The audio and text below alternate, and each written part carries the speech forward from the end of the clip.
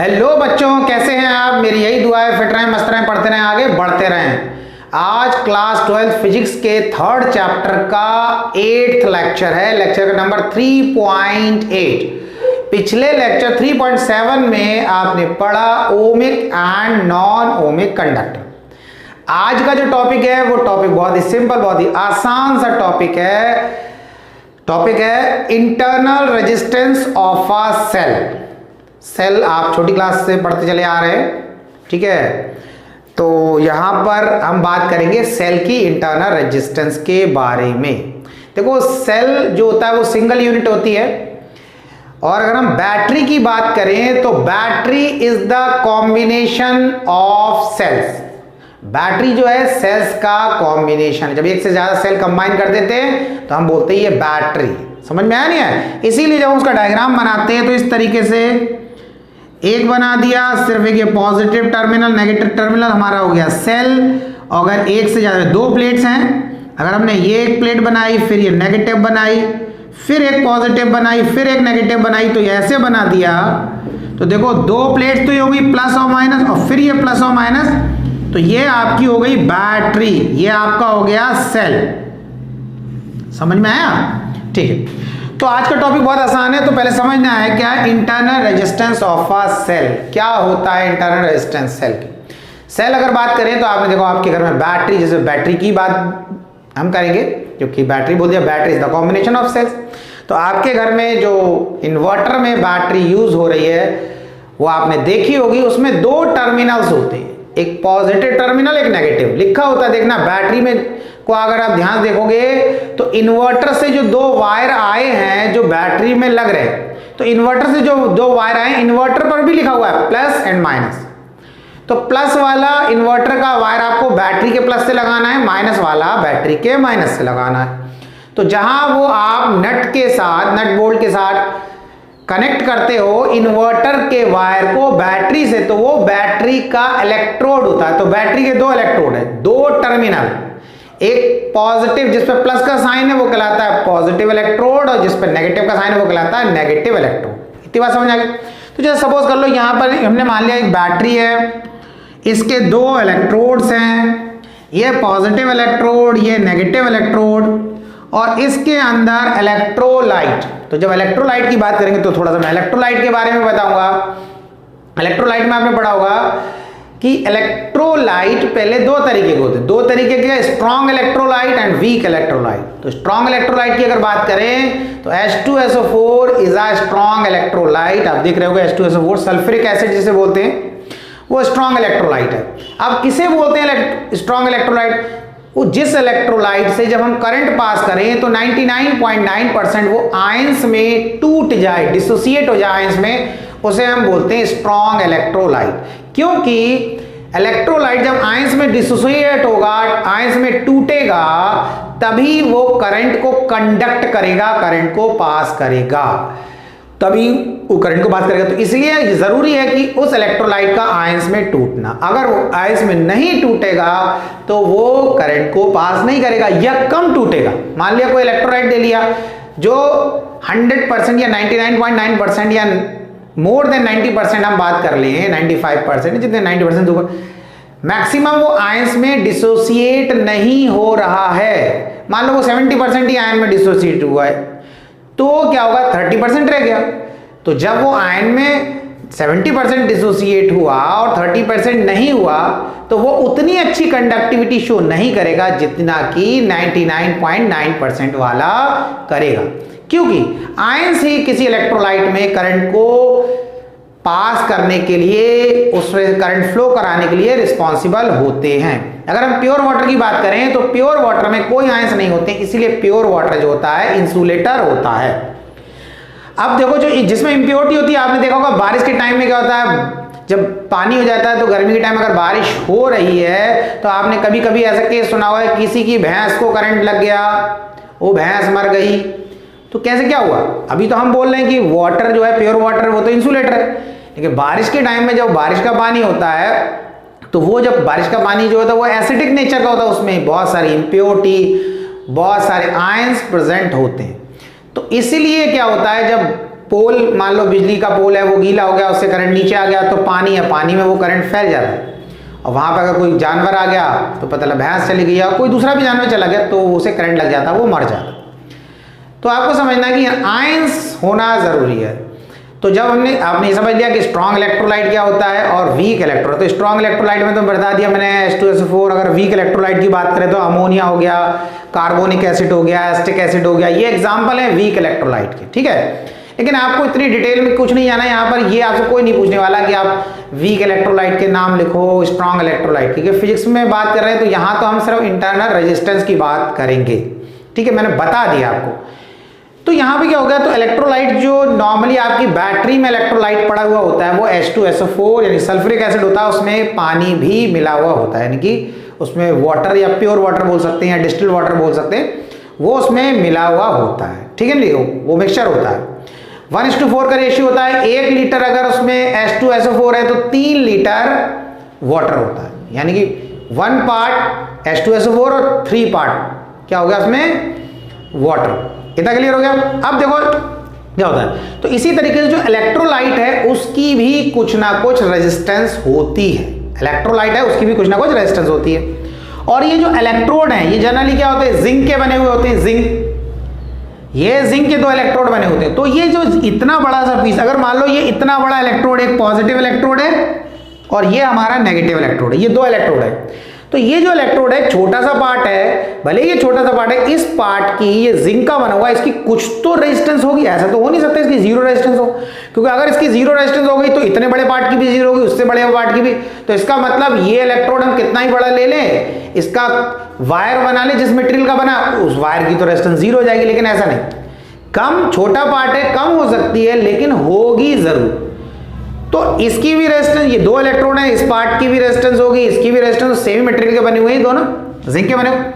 तो अब आपको ये समझना है कि जो रेजिस्टेंस ये दोनों इलेक्ट्रोड और ये इलेक्ट्रोलाइट मिलके प्रोड्यूस करता है उसी को बोलते हैं हम internal resistance of a cell. अभी तो सेल की बात कर रहे हैं, इस सेल से हमने तो कुछ लगाया ही नहीं, तो हम तो इस सेल की बात कर रहे हैं, सेल में कौन कौन रेजिस्टेंस प्रोड्यूस करेगा। तो डेफिनेशन क्या हो गई, आप नोट करें, मैं बोल रहा हूं, the resistance offered by the electrolyte and electrodes of a cell is called as internal resistance of a cell. बात समझ में आया, यानी कि सेल का इलेक्ट्रोलाइट और इलेक्ट्रोड मिलकर जो रेजिस्टेंस प्रोड्यूस करेंगे that is known as internal resistance of a cell. अब इससे कोई आप बाहर लगा दो, कोई और डिवाइस लगा दो या कोई एक्सटर्नल रेजिस्टेंस लगाओ तो वो एक्सटर्नल कहलाएगी, ये इसकी इंटरनल रेजिस्टेंस है। इतना समझ में आया, ठीक। अब ये देखना है कि जो सेल की, आपने समझ लिया कि सेल की इंटरनल रेजिस्टेंस क्या होती है, जो सेल का इलेक्ट्रोलाइट और इलेक्ट्रोड रेजिस्टेंस प्रोड्यूस करते हैं उसे सेल की इंटरनल रेजिस्टेंस बोलते हैं। अब कहा कि ये जो इंटरनल रेजिस्टेंस है ये किस किस पैरामीटर पर डिपेंड करती है, मतलब कब ये बढ़ जाएगी, कब ये कम हो जाएगी, ये चीज आपको देखना है, ठीक है। क्योंकि इससे इसकी जो बता रहा हूं कि ये जो बता रहा हूं किस किन फैक्टर्स पे डिपेंड कर रही है, उस पर बेस आपसे क्वेश्चन पूछा जा सकता है। डायरेक्टली नहीं पूछा जाता, मैं पहले बता चुका हूं, आप टॉपिक समझेंगे उससे वो उसी टॉपिक से रिलेटेड घुमा के क्वेश्चन पूछेंगे। लेकिन अगर आपने अच्छे से समझ लिया है तो आप हर क्वेश्चन का आंसर आराम से दे सकते हैं, ठीक है। तो स्टार्ट करते हैं। तो यहां पे लिखा देखो internal resistance of the cell, मैंने यहां पे लिख दिया ताकि आपको नोट डाउन करने में आसानी हो जाएगी, ठीक है। बाकी मैं समझाता हूं। देखो पहला पॉइंट है नेचर ऑफ द इलेक्ट्रोलाइट, तो पहले मैं बता चुका हूं इंटरनल रेजिस्टेंस जो है वो नेचर ऑफ द इलेक्ट्रोलाइट पर डिपेंड करती है। अब इसका मतलब क्या हुआ, इसका मतलब ये हुआ कि अगर स्ट्रॉन्ग इलेक्ट्रोलाइट है तो इंटरनल रेजिस्टेंस क्या होगी, कम होगी, और वीक इलेक्ट्रोलाइट है तो इंटरनल रेजिस्टेंस ज्यादा होगी, क्योंकि स्ट्रॉन्ग इलेक्ट्रोलाइट से जब करंट पास करेंगे तो वो आयन में डिसोसिएट हो जाएगा, और जब आयंस में डिसोसिएट होगा 99.9% तो वो कंडक्टिविटी अच्छी शो करेगा, क्योंकि आयंस ही रिस्पॉन्सिबल होते हैं इलेक्ट्रोलाइट में करंट को पास करने के लिए। लेकिन जब वीक इलेक्ट्रोलाइट ले लेंगे तो वो 99.9% आयन में डिसोसिएट नहीं होगा। जब वो आयंस में अच्छे तरीके से डिसोसिएट नहीं होगा, आयंस में नहीं टूटेगा, तो वो कंडक्टिविटी भी अच्छी नहीं शो करेगा। तो अगर स्ट्रॉन्ग इलेक्ट्रोलाइट लेंगे तो इंटरनल रेजिस्टेंस कम हो जाएगी, और अगर वीक इलेक्ट्रोलाइट है तो इंटरनल रेजिस्टेंस क्या हो जाएगी, ज्यादा हो जाएगी। तो यही इस पहले पॉइंट को आप समझ गए होंगे, नेचर ऑफ द इलेक्ट्रोलाइट। तो इंटरनल रेजिस्टेंस इलेक्ट्रोलाइट के नेचर पर डिपेंड करती है कि किस टाइप का इलेक्ट्रोलाइट है, स्ट्रांग है या वीक है। बात समझ में आया? गुड। अब सेकंड पॉइंट देखना, it is directly proportional to the concentration of the electrolyte. अब ये बड़ा इंपॉर्टेंट पॉइंट है। उन्होंने कहा इंटरनल रेजिस्टेंस जो होती है उसे हम R से रिप्रेजेंट करते हैं, R से। तो कहा ये डायरेक्टली प्रोपोर्शनल किसके हैं, कंसंट्रेशन के, कंसंट्रेशन के, किसके, concentration of the electrolyte, electrolyte, ठीक है, ये इलेक्ट्रोलाइट है, इलेक्ट्रोलाइट की कंसंट्रेशन के डायरेक्टली प्रोपोर्शनल है। तो इसका मीनिंग क्या होगा, कंसंट्रेशन के डायरेक्टली प्रोपोर्शनल है? इसका मीनिंग ये हुआ कि अगर इलेक्ट्रोलाइट का कंसंट्रेशन ज्यादा हो गया तो इंटरनल रेजिस्टेंस बढ़ जाएगी, और कंसंट्रेशन कम हो गया तो कम हो जाएगी। अब इसका भी मीनिंग और समझो, और थोड़ा डिटेल में समझो। देखो क्या होता है, जैसे सपोज कर लिया आपके घर में आप बैटरी यूज कर रहे हैं, इन्वर्टर वाली। अब आप इन्वर्टर वाली बैटरी यूज कर रहे हो तो आपने देखा होगा आपकी बैटरी में इंडिकेटर्स लगे होंगे, यानी कि एक प्लास्टिक का कवर लगा है, उसमें एक प्लास्टिक की निडल लगी है, उसमें छोटा सा रेड कलर का मार्क लगा होगा, तो ऐसे एक पाइप जैसा प्लास्टिक का पाइप। तो वो क्या होता है, वो ये बताता है कि इस आपकी बैटरी में एसिड का लेवल यानी कि इलेक्ट्रोलाइट का लेवल कितना है। तो वो कहते हैं कि जब ये कम हो जाता है तो आप नॉर्मली क्या करते हो, उसमें लाकर मार्केट या शॉप से लाए और डिस्टिल्ड वाटर लाके उसमें डाल देते होगे, ठीक है। अब मुझे तो नहीं पता आप क्या डिस्टिल्ड वाटर डाल रहे हैं या कैसा पानी डाल रहे हैं, वो मैं अभी आपको क्लियर करूंगा। मतलब आपने उसमें जो भी है वाटर लाके ऐड कर दिया। अब आपने सोचा, आपने ये चीज समझ ले, वो कभी भी नहीं कहते, अगर बैटरी देने वाला है जो आप जिससे आपने परचेस की है, वो कभी नहीं कहेगा कि जब आप बैटरी यूज कर रहे हैं तो आप एसिड ले जाके डालें। वो कहता है, बैटरी वाला कहता है आप मेरे पास से डिस्टिल्ड वाटर ले जाएं। डिस्टिल्ड वाटर क्या है, वो तो बिल्कुल प्योर वाटर है, डिस्टिल्ड वाटर का तो प्योर वाटर, वो डालें, आप एसिड ना डालें। अगर आपने सोचा कि मैं लाके एसिड ही डाल देता हूं, यानी कि आप मार्केट से गए और आप H2SO4 ले आए और आपने अपनी बैटरी में H2SO4 डाल दिया, तो जब आप अपनी बैटरी में H2SO4 डाल दोगे तो आपकी बैटरी बेकार हो। आपको लग रहा है बैटरी तो पहले भी H2SO4 पड़ा था, तब तो बेकार नहीं, क्योंकि आप बात समझो, यही तो पॉइंट है। पहले मैंने अभी आपको क्या बताया था, 1 लीटर लिया H2SO4 तो 3 लीटर लिया पानी, वो डिस्टिल्ड वाटर जैसे बोले, तो 3 लीटर यानी कि 1:4, एक पार्ट क्या है H2SO4, 4 पार्ट में से 3 पार्ट क्या है आपका पानी। ये मिक्सचर तैयार करके डालते हैं। उसके बाद क्या होता है, जब उसमें वाटर लेवल कम हो जाता है, इलेक्ट्रोलाइट का लेवल कम हो जाता है, तो वो कहते हैं डिस्टिल्ड वाटर ही डाल। अब आपने डाल दिया H2SO4, जब आपने H2SO4 डाल दिया तो आयंस बहुत हो गए, क्योंकि अब तो आयंस ही आयंस हो गए।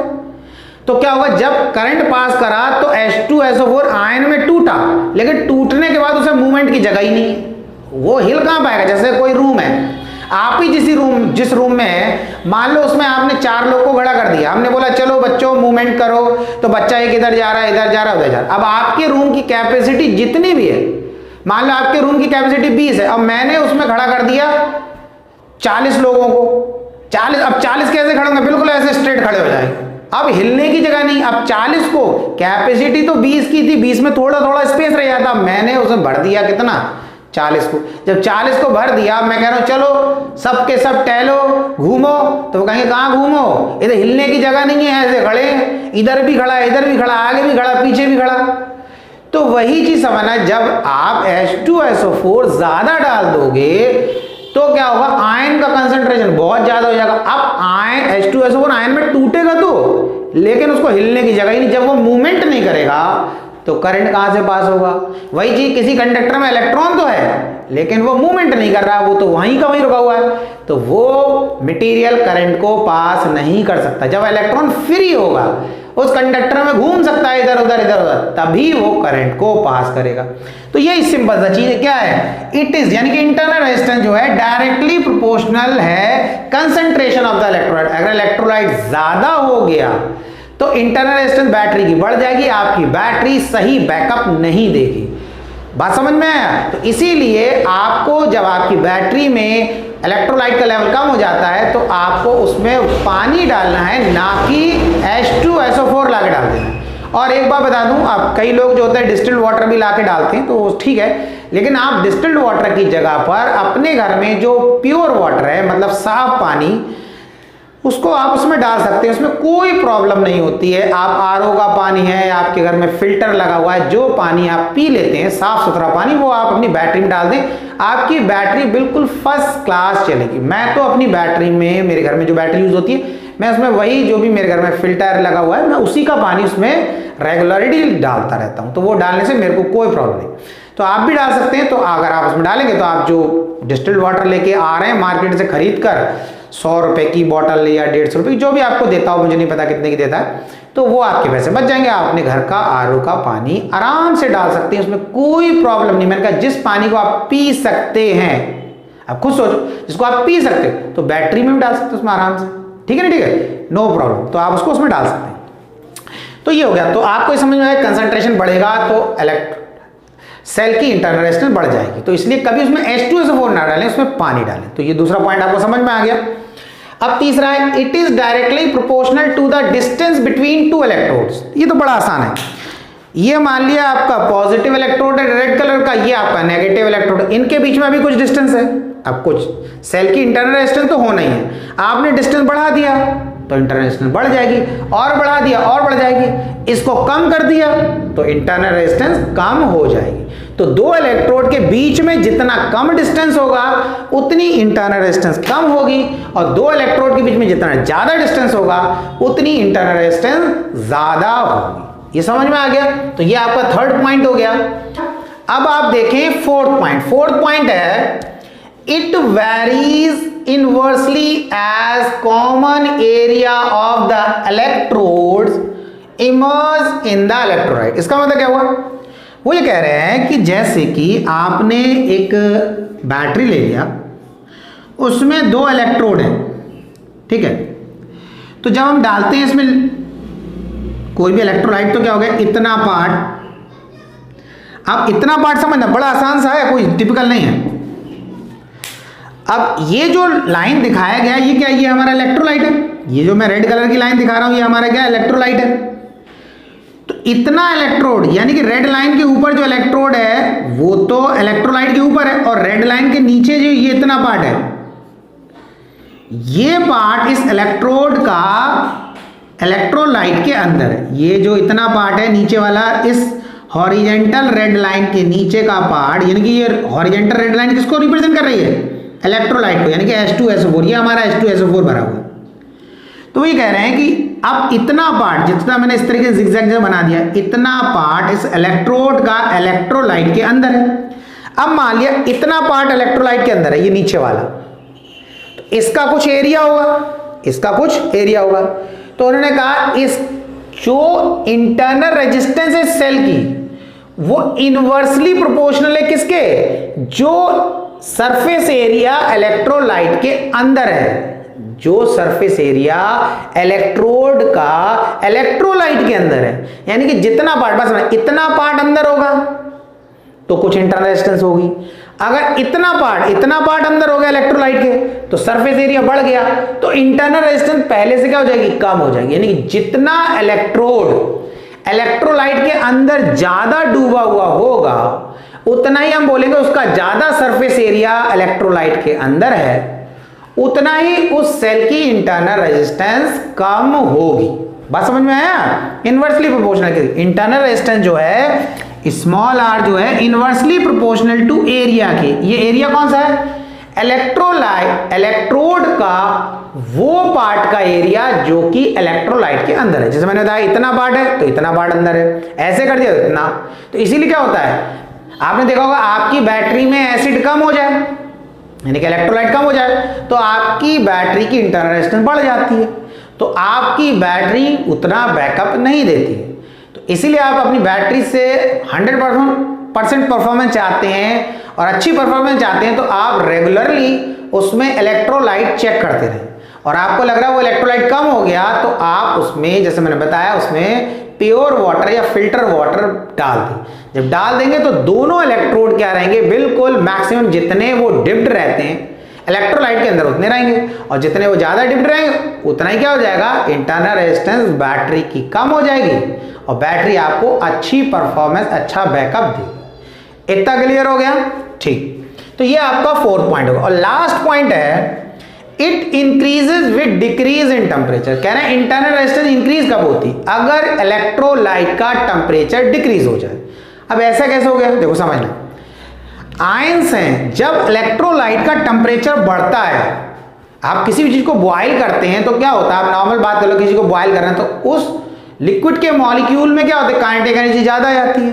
तो यहां भी क्या होता है, जो इलेक्ट्रोलाइट है, जब इलेक्ट्रोलाइट से करंट पास होता है तो उसका टेम्परेचर बढ़ता है। तो अगर टेम्परेचर उसका बढ़ेगा, टेम्परेचर बढ़ेगा तो क्या होगा, मूवमेंट तेज होगा, और जब मूवमेंट तेज होगा तो रेजिस्टेंस क्या हो जाएगी, कम। तो इसमें पॉइंट क्या लिखा है, it increases with the decrease in temperature. अगर इलेक्ट्रोलाइट का टेम्परेचर कम हो गया, अगर इलेक्ट्रोलाइट का टेम्परेचर कम हो जाता है तो इंटरनल रेजिस्टेंस इंक्रीज करना स्टार्ट हो जाती है, क्योंकि आयंस का मूवमेंट कम टेम्परेचर पर कम होगा। जब उनका कम होगा तो रेजिस्टेंस बढ़ेगी, और जब उनका मूवमेंट ज्यादा होगा तो मूवमेंट कब ज्यादा होगा, जब इलेक्ट्रोलाइट का टेम्परेचर बढ़ेगा। इतनी बात है समझ। तो ये कुछ पॉइंट्स थे जो इंटरनल रेजिस्टेंस को इफेक्ट करते हैं। तो ये ऐसे लिखने के लिए नहीं आते, आपको इनको समझना है सही तरीके से, तो वो आपसे इन पर किसी भी तरीके से क्वेश्चन बना के पूछ सकते हैं। अगर आपको ये पॉइंट क्लियर है तो मैं नहीं समझता हूं आपको किसी भी क्वेश्चन का आंसर देने में दिक्कत होगी इनसे रिलेटेड जो आपसे क्वेश्चन पूछा जाएगा। तो ये आज मैंने करवाया था, आज मैंने करवाया है internal resistance of a cell, और नेक्स्ट लेक्चर में मैं आपको internal resistance of a cell के का डेरिवेशन करवाऊंगा, एक्सप्रेशन करवाऊंगा, जिससे आगे तो एक्सप्रेशन ट्राई भी करेंगे और उसको फिर हम आगे भी यूज करेंगे, उसको न्यूमेरिकल भी करेंगे, उस पर बहुत सारी चीजें होंगी। तो आज का लेक्चर हम यहीं ख़त्म करते हैं। उम्मीद करता हूं कि आपको ये लेक्चर मज़ा भी आया होगा। अगर समझ में आएगा तो बिल्कुल मज़ा आएगा, और अगर समझ में नहीं आएगा तो फिर कुछ कहने की ज़रूरत ही नहीं है। ठीक है, अगर आपको लेक्चर अच्छा लगा तो आप इसको लाइक ज़रूर करें। अगर आपको कोई प्रॉब्लम है तो आप कमेंट बॉक्स में कमेंट करके मुझे बताएं, और उस टॉपिक पर मैं कोई जो वीडियो बना दूंगा तो वो आपके लिए हेल्पफुल हो जाएगा। और आपको कोई किसी भी टाइप की प्रॉब्लम है, आप कमेंट बॉक्स में कमेंट करके बिल्कुल टेंशन फ्री होकर मुझे बिल्कुल बता दें, मैं आपकी पूरी हेल्प करने की कोशिश करूँगा। ठीक, तब तक कोशिश करते रहें। कोशिश करने वालों की हार नहीं होती, मेहनत कभी बेकार नहीं होती। पढ़ते रहें, आगे बढ़ते रहें।